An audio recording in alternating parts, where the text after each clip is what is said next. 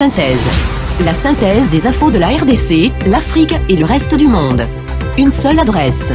www.congosynthèse.com.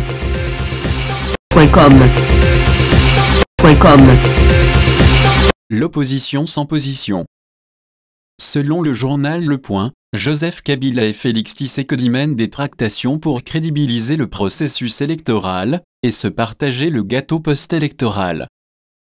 Alors que le 23 décembre prochain, date théoriquement prévue pour les élections en RDC, approche à grands pas, les négociations vont bon train entre le pouvoir et l'UDPS. Objectif, crédibiliser le processus électoral en cours et se répartir les postes à l'issue du scrutin. Pour donc donner du crédit à un processus électoral qui en manque cruellement, Joseph Kabila s'est trouvé un partenaire idéal en la personne de Félix Tshisekedi, le fils de feu Étienne Tshisekedi, opposant historique à Mobutu, puis à Kabila père et fils, dirige l'un des principaux partis d'opposition du pays, l'UDPS. Mais il présente une autre grande qualité aux yeux de Joseph Kabila, son dossier de candidature à l'élection présidentielle, pourtant validé par la Commission électorale nationale indépendante, est truffé de motifs d'invalidation, à commencer par les diplômes que Félix Tshisekedi a exhibés, mais qu'il n'a, en réalité jamais obtenus. Avec le président de l'UDPS, Kabila sait donc qu'il peut négocier, car, comme il le dit son entourage, il le tient. Et c'est précisément ce qui s'est passé. Depuis plusieurs mois, le fils du Sphinx de Limete négocie avec le pouvoir en place. En participant aux élections qu'elle n'a aucune chance d'emporter, l'UDPS apporte sa caution au processus électoral, permettant de le crédibiliser aux yeux de l'opinion et de la communauté internationale. L'objet de la négociation est de se répartir, une fois l'élection passée, le pouvoir. Tshisekedi sera intronisé chef de l'opposition, et au terme d'un semblant de dialogue, désigné comme Premier ministre par le président de la République, afin de nommer un gouvernement d'union nationale. Un président de la République qui sera, sans surprise, le dauphin désigné par Joseph Kabila, Emmanuel Ramazani Shadari. Mais celui-ci ne le sera, président, que pour un court intérim. Sa mission sera en effet de changer dès que possible le mode de scrutin de l'élection présidentielle, qui ne se fera plus au suffrage universel direct,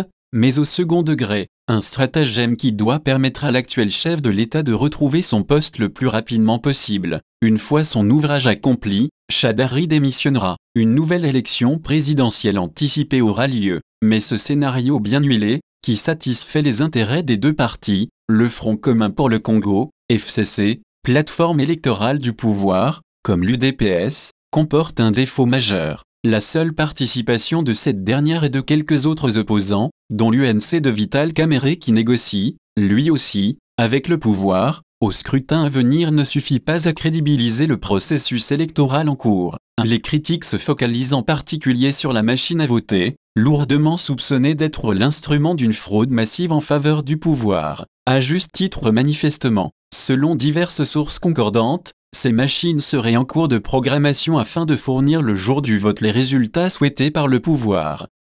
Mais pour contourner l'obstacle, le clan de Joseph Kabila pense avoir trouvé la solution, en faisant une demi-concession. Il s'agirait en effet, via la CENI, totalement soumise au pouvoir, d'admettre que la machine à voter ne sera pas utilisée lors de l'élection présidentielle. En revanche, elle le sera bien dans le cadre des élections législatives et provinciales.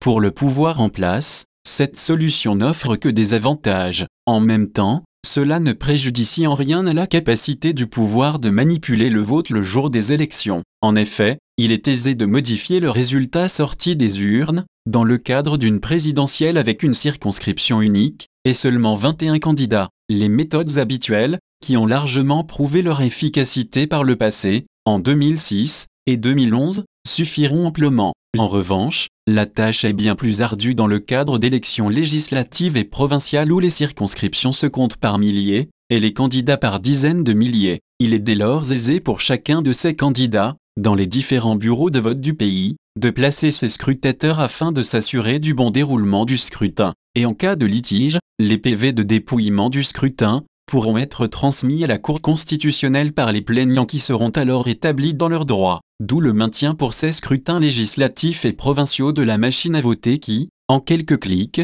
permettra de modifier les résultats du vote. chacun garde en mémoire l'invalidation de l'élection aux législatives de novembre 2011 des deux frères du pasteur Ngoyi Mulunda, alors président de la Commission électorale nationale indépendante, l'un à Kalemi, l'autre à Malambankoulou. À l'issue du vote, ses adversaires floués avaient récupéré les PV de dépouillement pour les porter devant la Cour constitutionnelle. Se ralliant à l'évidence, celle-ci n'avait eu d'autre choix que d'invalider l'élection des frères du président de la CENI.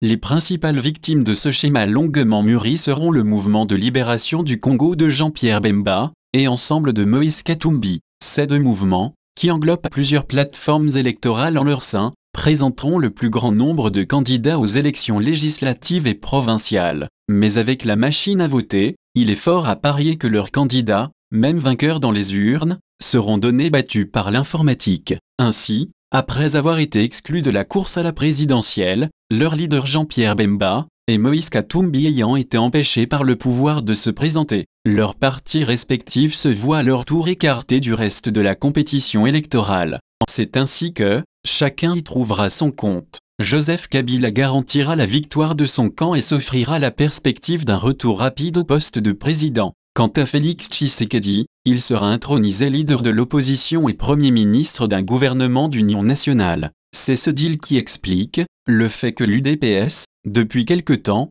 se désolidarise de manière de plus en plus flagrante du reste de l'opposition. La semaine dernière, le courrier adressé au gouverneur André Kimbuta, annonçant la grande manifestation de l'opposition le 26 octobre prochain à Kinshasa, contre la machine à voter a été signé par tous les principaux opposants à l'exception du parti de Félix Tshisekedi. La même semaine, Jean-Marc Kaboun écrivait ceci sur son compte Twitter: « Aucune raison ne pourra justifier le report des élections en RDC. Les scrutins doivent se tenir le 23 décembre. Nous sommes formels. » Manière de dire, comme la majorité présidentielle, que les élections doivent avoir lieu, peu importe dans quelles conditions. Enfin, ce samedi 20 octobre, Augustin Kabouya, le porte-parole de l'UDPS, a enfoncé le clou, déclarant que cette histoire de la candidature commune, au sein de l'opposition, c'est une distraction, une succession d'éléments pour le moins révélateurs, qui a incité la loucha à tirer la sonnette d'alarme sur Twitter.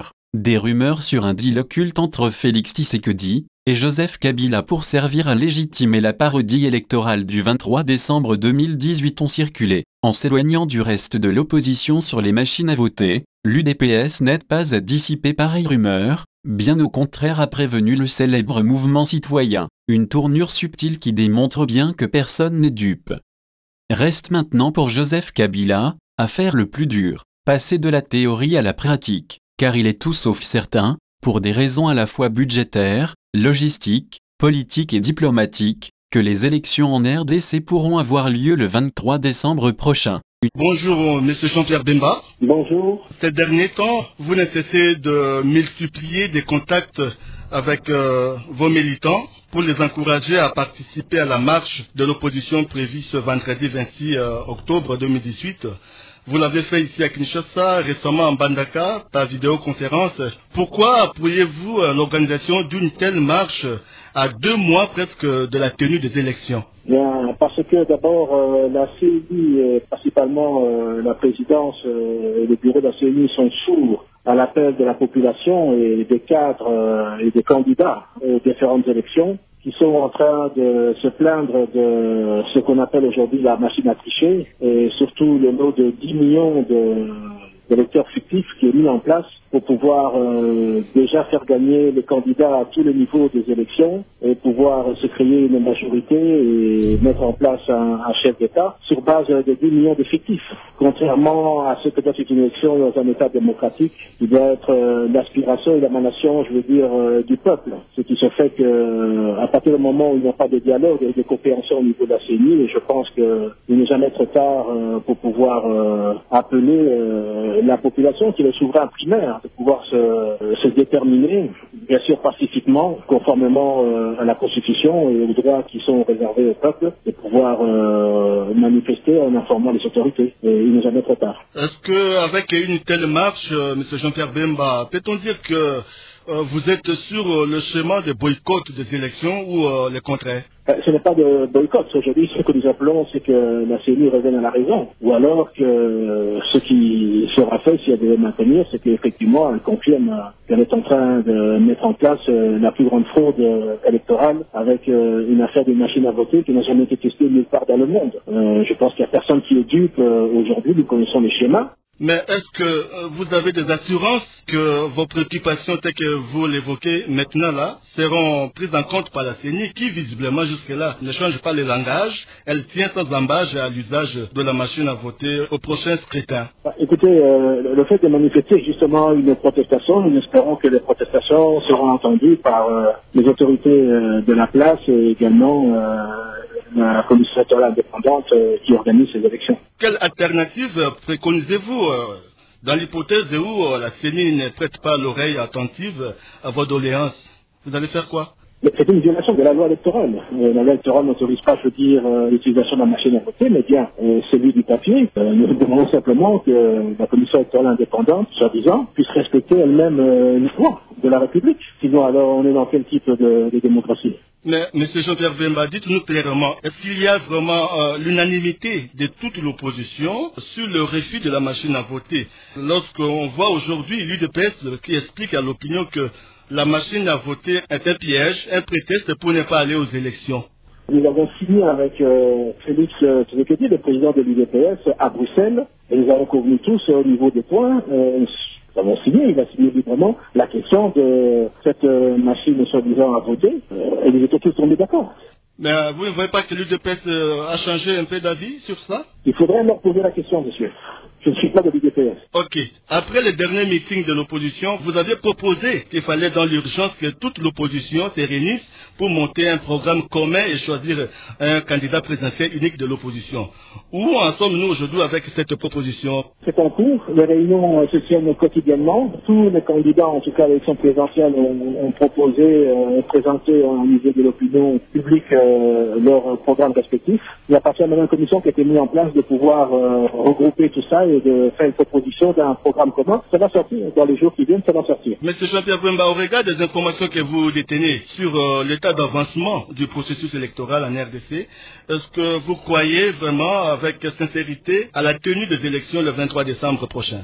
Nous l'espérons bien, nous l'espérons tous, qu'un changement de régime va avoir lieu, mais bien sûr il faudrait encore que ça puisse se faire dans la transparence, avec plus de crédibilité. Donc ce que nous souhaitons aujourd'hui, c'est qu'on puisse aller dans les élections transparentes et crédibles surtout. À quand votre retour au pays? Lorsque j'aurai terminé mes activités au niveau de l'extérieur du pays, je reviendrai au niveau du pays également. Monsieur Jean-Pierre Bemba, je vous remercie. C'est moi qui vous remercie.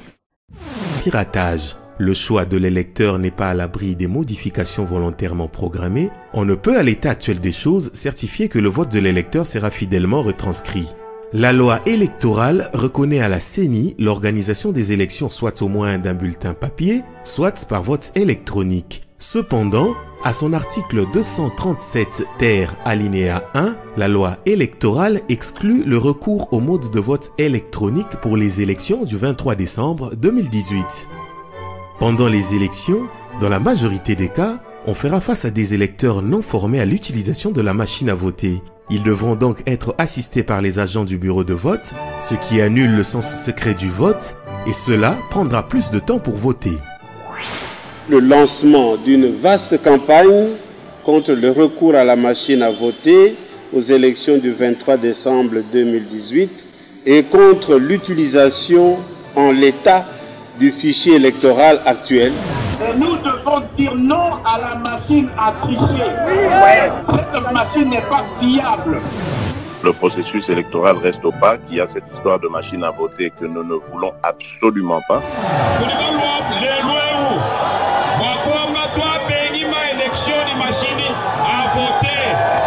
Machine à voter.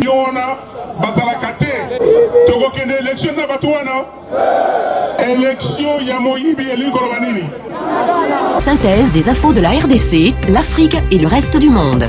Une seule adresse: www.congosynthèse.com.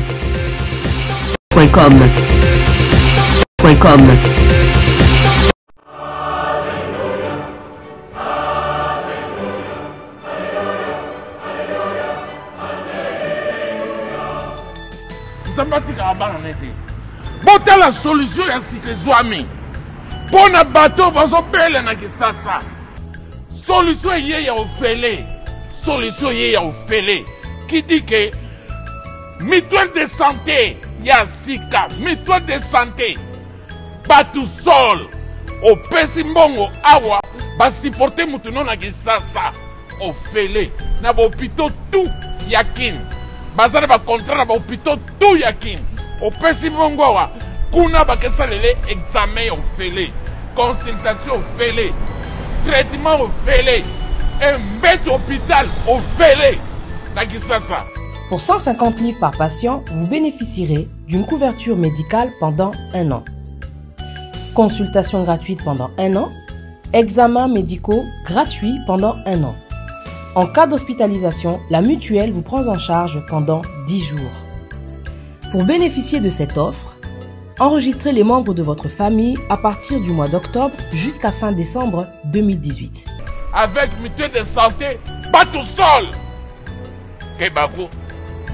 Contactez Batou-Sol au 0044 746 683 0585.